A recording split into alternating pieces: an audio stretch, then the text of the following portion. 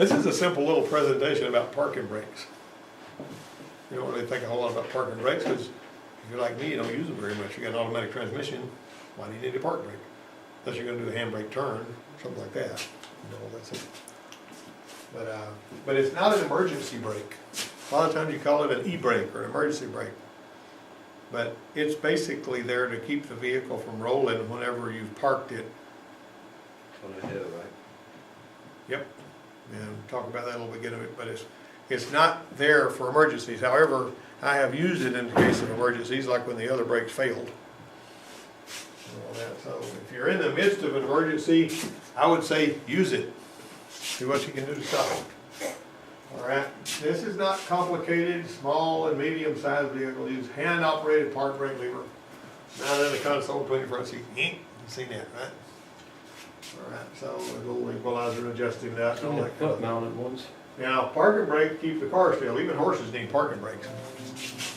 See this guy setting a parking brake on his horse?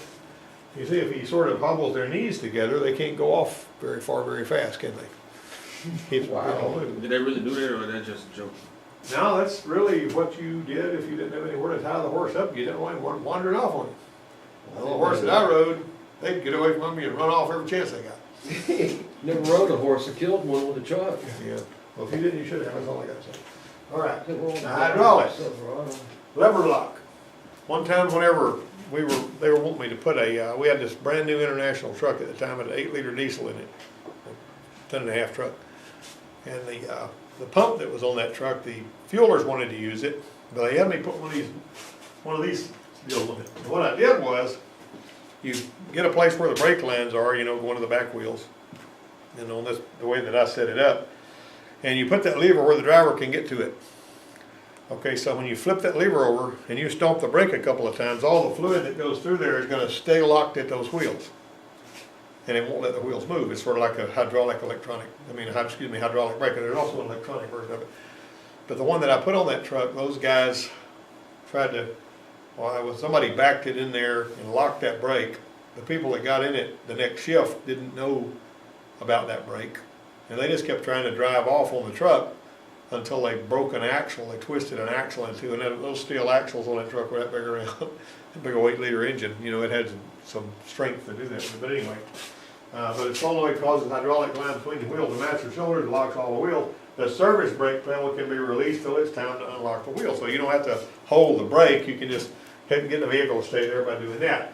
And this is kind of what it looks like. Your little lever lock here. That's in release mode. The lever's down. When you go the other way, it basically, you know, pinches that so that it can't let any fluid, you know, there's no fluid that can get back from the brakes until you release it. And you'll usually see this. You won't usually see this on cars, you know. Now, a lot of them stepping on the pedal applies the brakes, then plays this ratchet and pawl, and stepping on the pedal again releases it. You say no before. They'll say push on, push off. So it doesn't actually have a, you know, release lever on it. Now, some of them, pay close attention to this and remember this image because you are going to see it again at some time later on a test. You can release the park brake by hand with this lever. Some of your Cadillacs and Lincolns and stuff have stuff similar to this. There's a vacuum diaphragm here. And when you put it in gear, there's a little vacuum switch that would deliver engine vacuum to that little release, and it would release the brake automatically. So when you put it in drive, boom, the brake would release. Pretty cool. The little switch looked like that. And this is a new one, and that little peg on it is in there to, you know, put it in neutral position, I believe. But anyway, that's a solenoid, the vacuum motor looks like that. And there's a little vacuum valve, and your gear selector will actually move that vacuum. And so, but you can still get it. Now, some of them, have you ever seen one like this on this panel where you grab it, go yank like that, and when you turn it, it releases like See that? one on a Nissan truck. Yeah, most people have seen that. Nice. It's under there. And that's a pretty simple way. Nissan. Now for years, most of them use regular brake shoes or pads to lock the rear wheels. Today it's a little different. Now listen to this, this is probably something you didn't know. If you use the regular brakes, you can set the parking brakes more securely if you press the brake pedal, the regular brake pedal really hard with the hydraulics and then hit the park brake. And your park brake is going to be holding a lot stronger than it would be if you were just using a park brake to apply the shoes. Because that way the park brake This is just taking up the slack and holding things where they were, see, so you got a better hold that way. That's particularly useful if you're doing the stall speed test on the transmission we were talking about, where you're supposed to hold the brakes really hard and then go to the floor with the gas pedal and all. You're actually supposed to do that incidentally on some of your transmission worksheets. It applies with greater force with a hydraulic system. How much pressure is in those brake lines? How much fluid pressure is in the brake lines going to the brakes? This is a 28, yeah. Well- Wait, no, that's when it's stopping. 2,000 pounds of fluid pressure, 1,500 to 2,000 pounds. When it's stopping, is it 2,800? Well, no, Like that's a panic stop? yeah, like if you're, possibly, it could go that high if you were, I just if had you it were, on one of my tests. yeah, if you were scared to death on it, yeah. But I mean, I used to have a gauge around here that you could hook up to the master cylinder, and you could mash it and see where the pressure went. I've also got some little pads that go between the pad and the rotor. Only if you're gonna check to see how much pressure is being applied, like if you got brakes that are pulling one way or another, and it'll actually register how much squeezing pressure there is on the brakes, which is pretty cool, you know. In a pedal operated park brake system, the pedal and its release mechanism, or there's a little, you know, ratchet there, and the pedal's pushed down where the ratchet mechanism engages to keep tension on the pedals. Now, you might have seen this. What's this right here? The drive axle, you That's a Josh. drive shaft. Josh. Right there, you know, somewhere on the drive shaft at the front or the back, they'll have a brake assembly there. And I used to see this, I used to see a big brake drum on the front of the drive shaft on some of the medium duty trucks that we worked on whenever I was harvesting wheat and all. Now, the problem with this is, this right here will keep the truck from rolling with only this one brake, or the car, or whatever. But if the drive shaft's out of it, this won't do anything, right? Drop the wheels. Unless this is at the back, at the rear end. Yeah, if it's at the back of the transmission, you know, it doesn't know where it's at. Now, let me ask you this. This is a driveline question.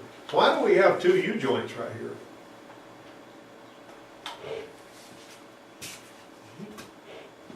They're using those two U-joints together to make a constant velocity joint, makes it smoother, right? Okay. Now, believe it or not, this is a hydraulic and electric brake system document. It's a 28-page published standard, and it requires parking brakes to hold the vehicle stationary for 5 minutes on a 30% grade in both the forward and reverse positions. That'd be a good question to put on a test, wouldn't it? Blank, blank, and you gotta put the numbers in. That'd be good, wouldn't it? It also specifies the force needed to apply the parking brakes cannot exceed 125 pounds for foot-operated brakes or 90 pounds for hand-operated brakes. Hang on a minute. Hey Denise, what's up?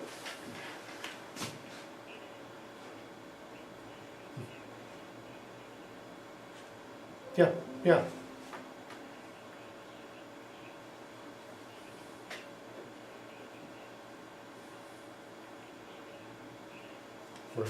Right.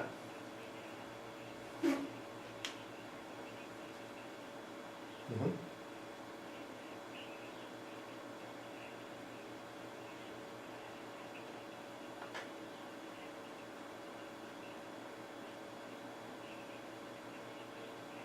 Oh my goodness.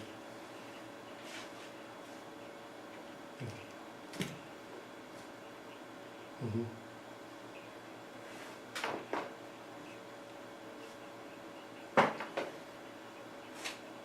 Right.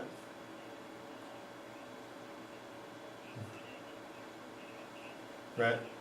Yep. Yep. Okay. Okay.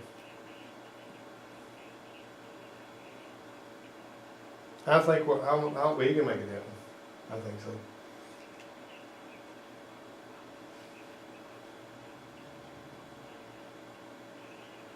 I don't think he should either, but I'm sure I can get him to if he needs to. All right. Sorry about that. That was pretty important. Okay, right here. So manufacturers solved that problem with a pedal that had a really high leverage ratio. And so what they do is they have 2 or 3 applications. You pump it and pump it and pump it and pump it, and it gets a little tighter every time. You see that circular gear going all the way around? And then when you just pull it one time, it would release it all the way back. Pretty interesting how the web works. Now, all brake systems on your cars since 1967 have a warning lamp on the instrument panel to indicate a failure. and one half of the hydraulic system. In other words, if you lose your hydraulic pressure in the back or in the front, you know, whichever one, it's basically gonna move a little thing in the proportioning valve. It's gonna turn on that red brake light so you'll know that your brakes aren't working on one end of the car or the other. But on a lot of them, the same warning lamp will light to indicate a low fluid level in the master cylinder, or if there's an ABS problem or something like that. So there's multiple functions. Now you might notice that on this particular Ford setup, on this rear anti-lock brake, the park brake switch operates this, but it goes through a diode. And there's a resistor right here. So fuse 11 is basically supposed to feed 12 volts to pin 2. And if your fluid level goes low, pin 2 will actually have the voltage interrupted to it. And it will cause the brake light to come on. You know, if somebody moves this out of there, you'll have issues with there too. There's actually a sheet that I put together on that. And there's your brake warning lamp. So the brake warning lamp is actually triggered by this, or this, you know, I mean, this particular one. So anyway, if this pin 2 on the rear anti-lock brake system doesn't see 12 volts coming through that bulb or coming through that resistor, it's gonna lock out the anti-lock brakes and turn on that red light. This was me in the 4th grade in 1965. Chevy sold over 1 million Impalas that year. Well, #1 song was Righteous Brothers, You've Lost That Loving Feeling. You might have seen that on Top Gun when they were singing that, you know. And then Sound of Music was #1 in the theaters, and Lyndon Johnson was president. Now these two guys right here behind me, they've already passed away. Lyndon Johnson, that was during the Cuban I'm Missile the only Crisis. living person in that picture that you can see, huh? When that during the Cuban What Missile about the one in the Crisis. back? That guy right back there, he lives in Enterprise right now, you know, so he's Lyndon okay. Johnson, that was during the Cuban Missile Crisis, right? No, that was Kennedy. Kennedy. Yeah, that was Kennedy. He was Kennedy's vice president, and when Kennedy was assassinated, he served out the rest of that term and one more, you know, so. Vietnam. Hey, was you Vietnam. back when it was just whites in one school and blacks in others? Yeah, there was a whole lot of civil rights stuff going on back Are then. you familiar with New Brockton? But, They got the old colored school up there in New Brockton still, but now it's part of the city. boy, that slide generated a lot of conversation, didn't it? Yeah. Yeah, just what may be required. Most parking brakes use cables, at the end of them have different kinds of connectors. And so basically, look at this. You're gonna pull on this little equalizer, and it's gonna bring the, both of those late brakes online, those park brakes. And notice there's an adjustment here. And so sometimes there may be an adjustment required. Now, if your rear brakes aren't adjusted right back there when you put the brakes together, you may have weak park brakes. Have you ever hit the park brake and it wouldn't stop the car? Yeah. You know, I mean, that's just bad. So there, you know, the reason I'm telling you this, you need to know how to do this. Sometimes, and we've actually had one pickup truck that came in here, and I believe he drove that thing in the creek more than he did on the highway, because all these cables on that old Ranger was rusted slam up, and we had to replace every one of these cables back here, and because they were just in terrible shape. All right, now you might notice right here, some of them are set up like that. You know, you got your 2 cables going to your 2 wheel, and this one's coming from your park brake. That's one way of handling it. And the front connects it through the equalizer. That's an equalizer right there. Provides balance braking force to each wheel. The lever guide transmits the force equally to 2 wheel cables. Now, parking brake linkage. You see this part right here, right? You guys have taken the brakes apart out there and put them back together. You seen that part? Did you know that part was called a strut? That's called a strut. And this parking brake lever, where that cable connects, is basically that. So a strut transmits the lever's pressure to the front shoe when the park brakes are applied. So it pushes, when you apply on that, it pushes this shoe out and this strut pushes that one out. So both shoes are actually trying to apply. Now you might notice that they hold better in forward than they do reverse. You ever back one out that had the park brake on and when you got to take off it wouldn't go? All right, that'll be on your final. The short brake shoe always goes to the front on duo servo brakes. Remember this, the short brake shoe always goes to the front on duo servo brakes. All right, what's this part called? Strut. All right, what's this part? Parking brake, all right. Now look at this. Which one of these is on the front? A or B? Hey. Got to be. Yeah, got to be. Because it ain't got the strut and part B. Now wait a minute, who is saying, I mean, No, I hang on, said which is on the front front? is B. yeah, which Yeah, one's on the front front? is B. Huh? Yeah, Front is B. Yeah, Back front is is A. B. Back is Is that left or right? right. So that's the right front. And look at the primary shoe. See the one with the short, the primary shoe is the one with the short lining. Always remember that when you're looking at that, if you've got front and rear drum brakes, the front brakes won't have this, right? And they won't have this. Got it? See what I mean? The front brakes look almost exactly the same, except this is not there and that's not there because the park brakes are what makes that necessary. These are drums. Huh? Them were drums. Drum brakes, that's right. I've never counted drums in the front. Me either. Well, that's because you guys are from another century, okay? All right, but drum brakes in the front. Drum brakes in the front went away in the late '60s pretty much. I mean, I had vehicles, we had drums in the front. And, I rebuilt the brakes really fast at work one time on this '67 Ford pickup I was driving. And rebuilt the wheel cylinders and everything, threw it all together, machined the drums and all that kind of stuff. And if you put those wheel cylinders together too fast and there's just a little grain of sand or something in there, a little grit of something, it'll blow that wheel cylinder and all of a sudden you lose the brakes. And that night I was driving and this girl that was riding with me said, hey, catch up to them up there. And so whenever I went to, you ever get behind a car and they act like they're gonna go through a light and then all of a sudden they chicken out? Yeah. And then all of a sudden you're locking your wheels up and we slid right up behind that car. The whole time I was sliding, I was thinking, man, I probably these brakes really fast. I hope something will come apart. We'll plow into them if it does. But anyway, on this type of special tools got to be used to screw that piston in when you're replacing the rear brake pads. If you see all this hardware on there, you know, you're basically going to have to screw that. You can't just press the piston in with that other tool. You notice it's got them little thing, and there's actually several different tools, but this kind of is what it looks like. We got one like this. And basically it's a caliper actuated parking brake, and over time as the brakes wear out it keeps screwing that out farther and farther, you know, so that when you apply the park brake basically you'll have a ball and ramp or whatever in there that's going to pinch them pads. Now is there a hat type? See the hat? Where have you seen these? You've seen them, guys. Crown Victoria Chevrolet pickups, if they got disc brakes on rear, because a lot of your Chevrolet pickups have gone back to drum brakes on rear. Be prepared for that. And when you buy the brake shoes, on some of them they have a big long cable attached to them. So this is the best kind of park brake out there in my opinion, and most rear disc brake equipped vehicles have gone to that. This is kind of how it's set up. You know, here's your disc rotor right here. And so you take your disc rotor off, you got these brake pads in there, and the park brake assembly operates that. That's on the Mercedes right there. And when you pull them off, this is what you're going to see. Now, whenever you're doing, like if you're doing, like on the GMC or that Chevrolet pickup we got, if you pull them brakes off the back, go ahead and pull them disc rotors off, even if you're going to machine them on. Because you want to look at those. Most of the time, those park brakes will be wore out on that Chevrolet. And it's not hard to change those, really. It's pretty handy to do. Except the park brakes on that Chevrolet are just in one hoop. And you got to work them on there, you know, but it's not too terribly bad to do. Now, electronic park brake systems first started appearing around 2001 on Renaults. And basically, you got you an electronic actuator back here in the back that's going to operate that. It is this smiling guy that's making all this stuff work in the lab, you know. And there's two basic types here. Some of them basically have a little motor that operates in here. You know, this is inside here, and it's mechanical. And so basically, it's going to wrap around them gears and all, and pull them cables and lock your park brakes. And then of course you got this other kind I showed you before.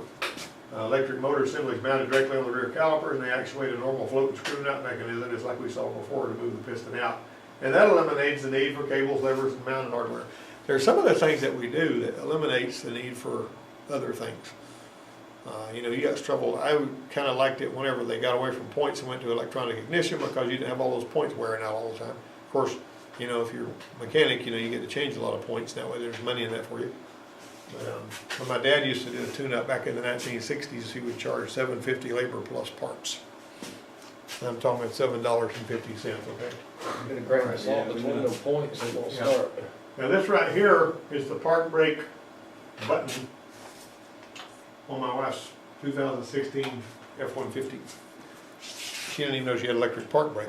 So all it got to do is press it. Pull it. Pull it. Yeah, pull it out. And it's electric. We'll do that. Now, it's applied by pulling up on the console switch, is what I showed you. The key must be on and the brake pedal depressed to release the parking brake. So you gotta have the brake on, you gotta turn on the key, that releases the parking brake. Kind of an anti-theft thing too, you know what I'm saying? In drive-away mode, key on, transmission in gear, accelerator depressed, the brake releases automatic. You don't have to worry about it not releasing, you know, unless there's something wrong. Now, a lot of them offer a hill hold feature that automatically engages park and brake on hills. That's if you know, when you're driving a stick, you know, it's trying to roll down the hill. There's a car that pulled up right behind you, and he's like this far off your bumper, he don't know you got a stick. You know what I mean? And you used to be able to roll back some hill hold, and that's, you know, fairly more common than you think on some of the newer cars. Some are also programmed to automatically engage when the ignition key is removed. When you take the ignition key out, it locks the park brakes. Kind of like keep people from stealing it. Now, most systems require the system be deactivated before you remove the rear rotors, so make sure you check. Don't pull the rear rotors off if it's got electric park brake without finding out by looking in your book, your module, your manual, is there something I'm supposed to do before I pull these drums off, or before I pull the rear brakes off? You know, that, like on some of your hybrid vehicles, you know, if you don't pull a particular fuse or something, sometimes while you got them off, it can, you know, it's basically, it does a check ever so often, and you don't want to do something like that, especially if you got your hand in between there. Pull the service plug. Yeah, there's actually you know, well, yeah, it depends. I mean, if you've got that plug going to those things, but if it's doing it another way and it's you feeding hydraulics back there, you know, you're going to be in deep kimchi. You can remove a fuse or two, but returning a system service might require calibration of the control module. You get something about park brakes this time you didn't know? This wasn't really complicated. It wasn't very long, but you're going to know a little bit more than you knew before you came in here for park brakes are concerned. You think park brakes is kind of boring until you're trying to get some. Some of the most tricky ones that we worked on were the ones on that Miata that President College has, because you're actually supposed to take a little Allen wrench, take a screw out, take a little Allen wrench, and go in there and adjust those brakes. And they're disc brakes, you know, park brakes, so that they'll work and all that. And he kept having trouble, you know, you'd adjust them up, they'd work just fine, and then after you drive it a few days, remember they'd come back and they wouldn't have no good brakes and all. It'd take a little while to figure that out. Anyway, that's the end of that story.